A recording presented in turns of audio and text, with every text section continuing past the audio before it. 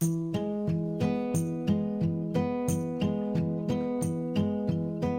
morning, 3JS. Hi, it's Miss Solomon. I'm coming to you from my favorite place in the world, my front porch, where I get to sit outside. And hopefully the gardeners won't start trimming those hedges while I am speaking with you. So, in our daily learning plan today, I've included a couple of quotes from professional writers and writing teachers. And this is the quote from Darcy Pattison.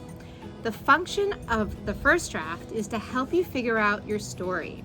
The function of every draft after that is to figure out the most dramatic way to tell that story. And think about how you have been adding to your story after each draft and adding more drama and adding more vivid imagery and making it come alive for the reader.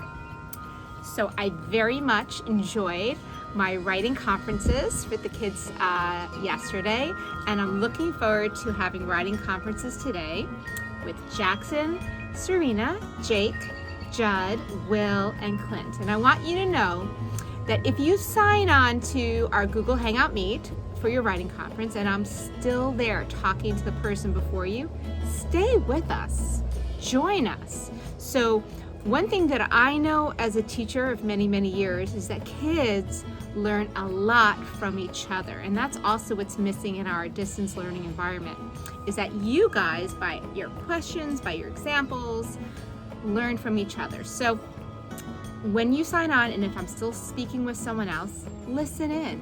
Let's see what you can learn from the conversation, but also it'll help you know about what we're going to do together in a few moments.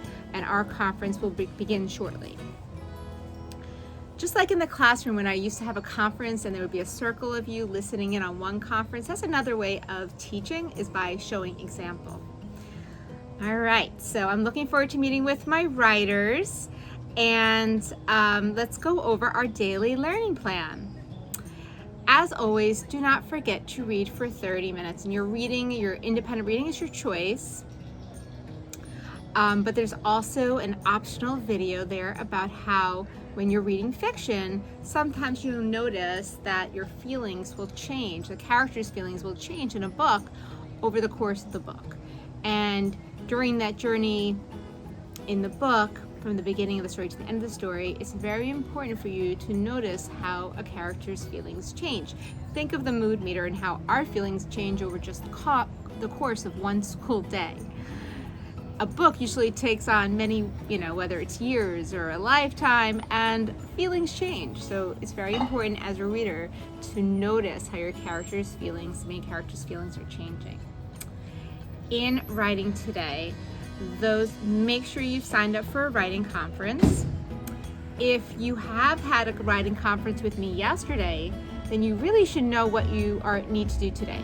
We highlighted areas of your writing where you need to either add description to your setting or a physical description of your characters so that the reader really can picture them in the story, as well as adding areas of dialogue and action and descriptive language so that you're showing, not telling the story. So it shouldn't be like a news reporter telling you an incident happened on Halcyon Park Terrace at 4:15 in the afternoon. No, that's a news reporter.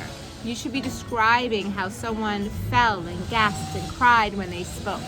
All right, the gardeners are starting. For those of you who have not yet had a conference with me yet, let's go and look at that thoughtful revision document that I posted in the daily learning plan. And let's get ready for this conference by thinking about ways to make your setting very vivid for your reader, the physical description of your characters, also vivid for your reader, and so forth.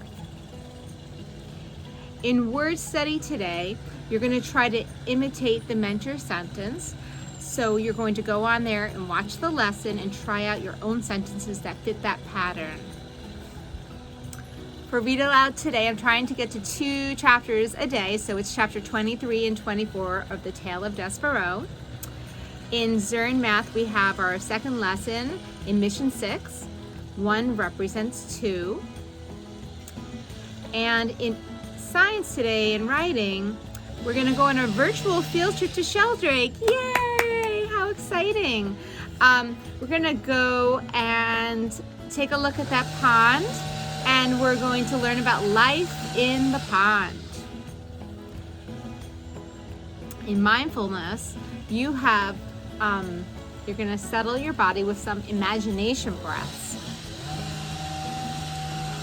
And these were invented by Mamaroneck kids.